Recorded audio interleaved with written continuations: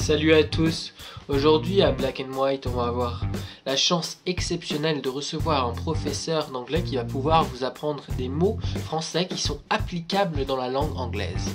Alors allons-y, on va le rencontrer tout de suite. Bonjour. Bonjour monsieur. Bonjour, Professeur James. Professeur James, Oui, voilà. Bonjour. Alors oui, nous allons parler aujourd'hui de mots très intéressants qui sont utilisables en français comme en anglais. Mais ce sont des mots qui parlent de beaucoup de choses. Nous allons vous expliquer le sens après, mais je tiens à dire tout d'abord que les mots que nous allons utiliser sont parfois très anciens dans la langue française, n'est-ce pas? Alors il faudra faire preuve de respect et de compréhension envers les différentes cultures de la langue et de ces différentes ethnies que nous allons parler de. C'est ça. Alors, pour commencer, le premier mot sur notre liste de 10 mots, c'est frisson. Frisson, vous en avez sûrement déjà entendu parler. C'est un mot qui est déjà encore utilisé aujourd'hui assez couramment.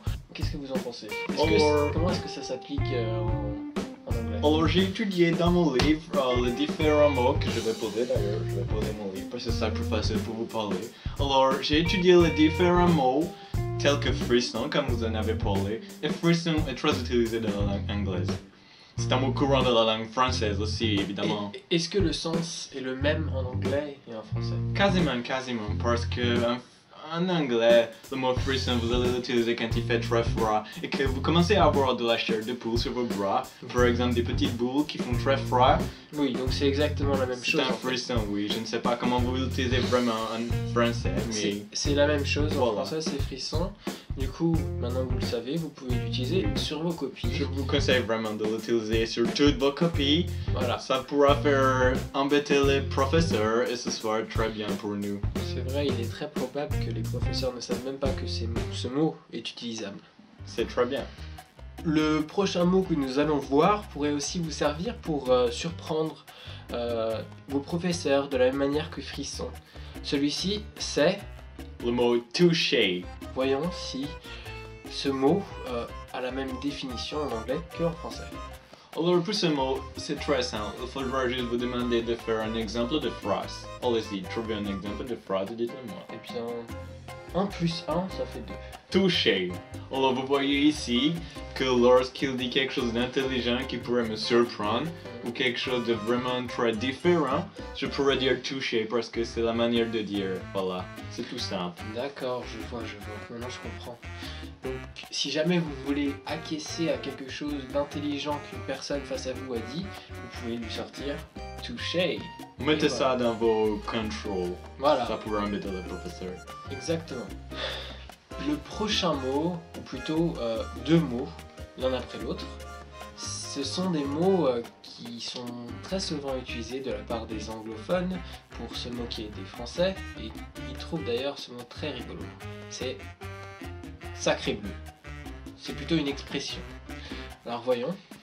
Alors oui, c'est quelque chose que vous allez utiliser quand vous êtes surpris ou quand vous avez quelque chose qui se passe et que vous avez une impression très marrante ou très différente de ce que vous avez l'habitude de voir. Donc par exemple, dites une phrase pour voir. Hier, j'ai fait un 360 sur mon skate. Sacre bleu! Voilà, c'est la manière dont nous allons utiliser cette phrase parce que ça va vous dire que je suis très surpris. Et les Français n'utilisent pas vraiment ce mot parce que c'est très dépassé, c'est pluvieux, ça a été perdu dans le langage, mais utiliser-le en anglais, c'est très courant, je dirais. Le prochain mot, ou plutôt la prochaine expression, c'est crème de la crème. Qu'est-ce que la crème de la crème? La crème de la crème, c'est quelque chose de tout simple. De la crème, qu'est-ce que de la crème? Vous savez tous en français, mais ça ne veut pas dire ça. Ce que ça veut dire, c'est quelque chose qui est vraiment au-dessus de tout. Oui, bah de la crème au-dessus de la crème en fait, c'est le plus haut, le summum. En effet, il ne faut pas confondre la cerise sur le gâteau et la crème de la crème. La cerise sur le gâteau serait la chose la plus importante, mais ce serait une surprise. Par exemple, il est con, ce serait la cerise sur le gâteau, parce qu'en fait il est très intelligent, mais ça se voit pas. Alors que la crème de la crème, c'est quelque chose qui serait tout le temps vrai. C'est la crème de la crème. Donc je suis la crème de la crème par exemple. Voilà. Ça voudra aussi dire qu'il est doux et gentil. Voilà. D'accord. Nous arrivons bien au milieu de notre liste, puisque c'est le 5e mot maintenant. C'est blasé. Vous connaissez, je suppose. C'est un mot qu'on utilise assez couramment en français. Surtout les élèves en sortant après leur contrôle, quand ils sont épuisés et ils en ont marre, ils disent « je suis blasé ». Eh bien oui, c'est un mot qui veut vraiment dire ce que vous avez voulu dire. C'est quelque chose qui est en relation avec l'habitude. Vous avez l'habitude de faire quelque chose, vous êtes blasé de cette chose parce qu'elle revient tellement souvent, elle est tellement trop répétée que vous en avez marre. Voilà. C'est ce que ça veut dire, c'est quelque chose qui vous fait donner un sentiment d'indifférence, Oui. qui vous enquiquine juste. Enquiquiner, c'est un mot qui existe, oui. Voilà, c'est quelque chose qui ne vous impressionne pas parce que vous en avez trop l'habitude. Voilà. En 6e position, nous retrouvons le savoir-faire, qui est eh bien, l'habilité de pouvoir faire quelque chose parce qu'on l'a appris, tout simplement. Alors, oui, savoir-faire est aussi utilisé en anglais dans le régime anglophone, car il est très significatif de quelque chose qui est vraiment bien fait. C'est une habitude qui est très bien faite. Par exemple, un charpentier, celui qui fait le bois, vous savez, Oui. il pourra avoir un savoir-faire dans son travail, c'est-à-dire qu'il saura faire d'une très belle manière, d'une très bonne manière, couper des planches, bien les mettre, quelque chose comme ça, vous voyez. On peut parler de savoir-faire, par exemple, d'un professeur lorsqu'il va expliquer, comme moi, le savoir-faire de vous expliquer, de vous transmettre le savoir. Voilà. Donc c'est très intéressant de savoir-faire. Si ça peut être une connaissance, un apprentissage. Souvent, ça passe par un apprentissage. Effectivement, oui. Au prochain. Je pense que le prochain mot sur la liste, le 7e, représente bien la façon dont les Français sont vus à l'étranger par les anglophones. Femme fatale. Alors oui, qu'est-ce que c'est une femme fatale? C'est une femme séductrice que vous allez apprécier par sa beauté ou son intelligence, peu importe, mais surtout par sa beauté, oui.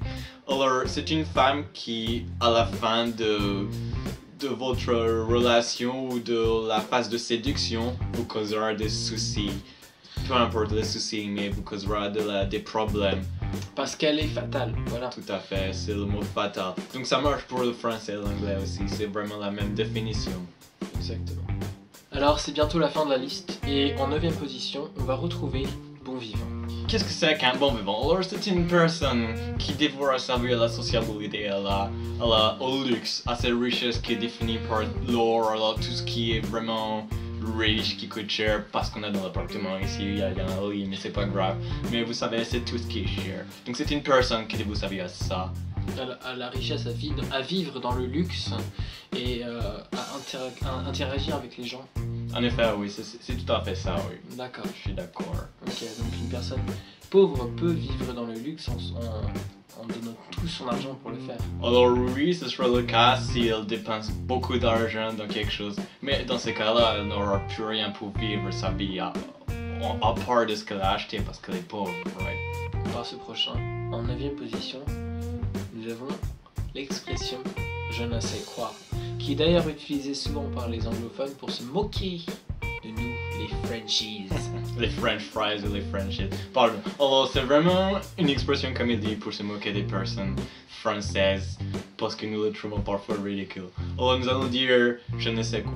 Mais qu'est-ce que ça veut vraiment dire dans la langue anglaise? Dans les pays anglophones, nous l'utilisons pour dire quelque chose qui n'est pas vraiment commun ou alors quelque chose qu'on ne connaît pas. Quelque chose qui ne peut pas être décrit facilement. Par exemple. Voilà, c'est ça. C'est quelque chose qui est inconnu à nos yeux. Par exemple, cette personne, c'est un je ne sais quoi. Ou alors, ce tapis sur lequel je marche, c'est un je ne sais quoi.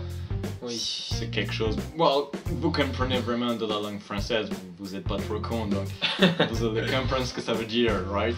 Oui, mais on n'utilise pas forcément cette expression de cette manière. Nous, je ne sais quoi, c'est plutôt je ne sais pas quoi, je ne sais pas pourquoi, je ne comprends pas pourquoi, c'est plutôt ça. Peu importe. Mais je pense que ça a été une expression qui a été interprétée par les Anglais et du coup qui a été un peu changée. Oui, sûrement, je pense.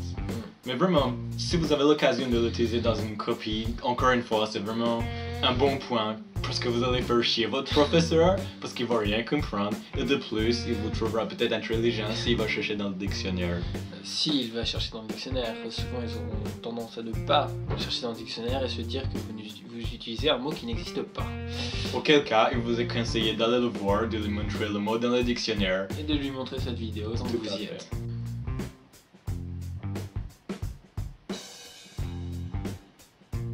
Vous vous ennuyez là, non? C'est normal, parce que le prochain mot, le dernier mot, c'est l'ennui. Je ne sais pas quoi vous dire à part... Au revoir. À bientôt. Et surtout, n'hésitez pas à aimer notre vidéo à laisser un commentaire. Et à partager à tout le monde pour pouvoir nous faire connaître. Professeur James, ici, pour vous. Pour vous. Au revoir. Au revoir.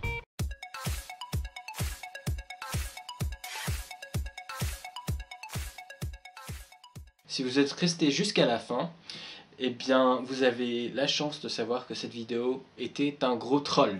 Je suis français et je suis pas un anglais du tout. Celui qui parle anglais, c'est plutôt moi, mais par contre, il parle très très bien anglais. Et comme vous avez vu, il fait très très bien l'accent. Ouh, j'essaye. Voilà.